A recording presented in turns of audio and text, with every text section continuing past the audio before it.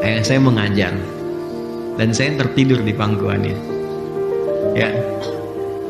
Dan sebelum Ahmad lahir, saya mengajar dan ayah saya tertidur saat ini. Ya, tertidur yang barangkali tidak didapati lagi di kehidupan dunia, meninggal. Dan mudah-mudahan dipertemukan di akhirat nanti, tertukar. Jadi beliau mengajar, saya tertidur. Sekarang saya mengajar, beliau istirahat. Nah, sekarang selalu suasana itu, watilkal ayyam nudawiluha bainan nas. Ada hari-hari yang memori kita itu akan diingatkan oleh Allah. Kamu dulu dengan orang tua kamu begitu, dan kamu akan mendapati bagian dari itu. Anda kalau nggak percaya silahkan cek. Selalu ada, ketika ada berkeluarga, ada anak dan sebagainya, akan memori itu akan diingatkan oleh Allah dengan satu di antara episode kehidupan itu kembali berulang. Dengan nuansa yang berbeda tapi dengan substansi yang sama. Di titik itulah Anda mesti merenung, setidaknya untuk memohon kepada Allah kebaikan untuk masa-masa yang telah berlalu. Jadi saya menikmati momen ini, saya nggak mau bawa untuk pulang gitu ya. Setidaknya sampai saat ini, sehingga saya bisa merasakan ini loh yang ayah saya lakukan saat saya tertidur dulu dalam usia yang sama.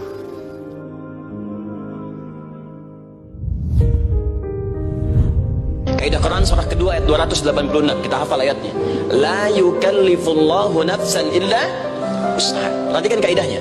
Allah tidak mungkin menguji seorang hamba di luar batas kemampuannya. Jadi kalau kita sedang punya ujian di rumahkah, pekerjaankah, kehidupan sosialkah, sebesar apapun ujian itu, kata Allah, memang karena Anda yang sanggup. Kalau nggak sanggup akan diuji. Di ujian itu berbanding lurus dengan kemampuan. Mustahil seorang hamba diuji di luar batas kemampuannya. Jadi kalau Anda sekarang pun sedang punya masalah sebesar apapun, kata Allah, memang cuma kamu yang sanggup, yang lain tidak. Maka jangan mengeluh. Jangan Anda katakan, ya Allah, why me? Kenapa saya? Kata Allah, why not? Memang kamu yang mampu, yang lain tidak. Nah, ketika Anda bisa menerima itu dengan sabar, baru datang kalimat kedua, wassalah. Kemudian datang, tunaikan sholat dan mintakan solusi. Jadi kalau Allah titipkan harta benda, itu bukan buat pamer. Jangan bangga dengan titipan. Yang punya harta Allah dititipkan pada Anda supaya Anda bisa ibadah dengan harta itu.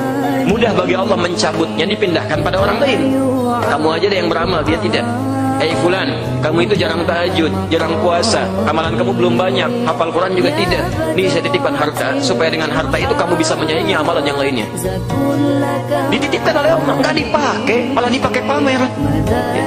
Dikasih motor oleh Allah, maksudnya supaya dia berangkat ke masjid, bisa ke masjid berjamaah, ta'lim digunakan, cari harta yang halal, ada kemudahan.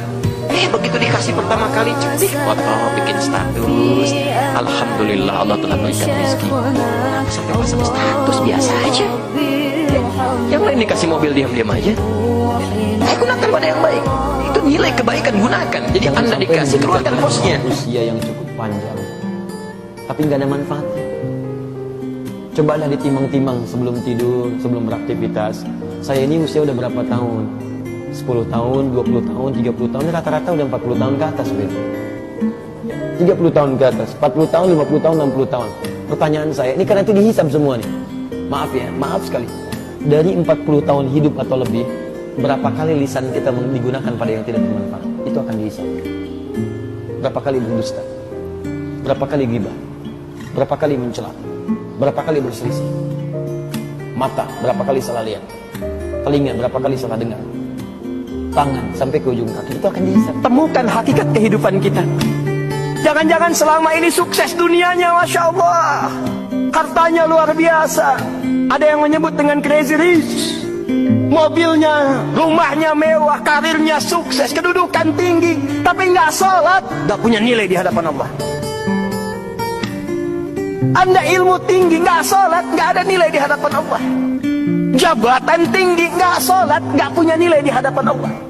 Karena itu setan, hadis Muslim nomor hadis 81 dari sahabat Abu Hurairah radhiyallahu taala anhu, qala Rasulullah sallallahu alaihi wasallam, idza qara ibnu adam as-sajdata fasajada i'tazala asy-syaitanu faqala wailul li.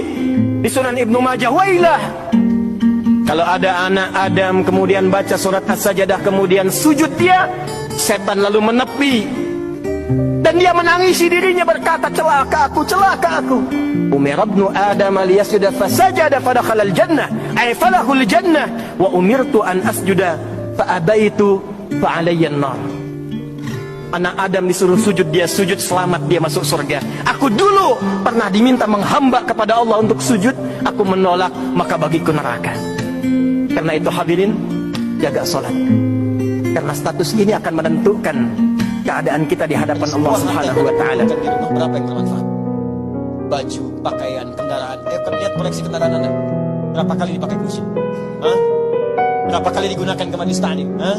Pakai dunia saja. Kalau cuma dipakai dunia, jangankan Anda yang belum beriman pun bisa. Coba lihat, banyak orang punya kendaraan, pakainya untuk weekend saja, pakainya untuk tamasya saja, pakai untuk hanya kepernikahan. Banyak yang seperti itu. Anda jangan dulu bangga. Pertanyaannya, semua itu dihisab. Pernah nggak dipakai ibadah?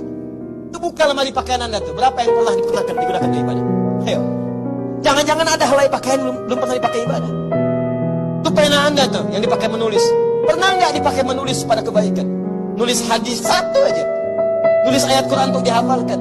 Nulis catatan untuk mengingatkan Anda dengan Allah. Tuliskan. Karena kalau dihisab nanti bisa lebih mudah. Minimal pulpen itu akan berkata, saya pernah digunakan oleh simpulan pemilik saya, ya Allah, untuk mendekatkan. Kenapa manusia mesti berdoa? Jawabannya karena manusia itu hamba. Dan doa itu adalah fitrah, bagian dari kehidupan. Kenapa manusia mesti berdoa? Karena ada komitmen dari Allah. Setiap dia mendapatkan sebuah persoalan, maka Allah akan jawab dan berikan jawaban dari semua persoalannya. Jalan mendapatkan jawaban itu adalah doa. Kenapa manusia mesti berdoa? Karena dia butuh dengan Allah. Dan puncaknya, kenapa dia mesti berdoa? Karena Allah ingin membahagiakan kehidupan dunianya sebelum sampai keabadiannya di akhirat.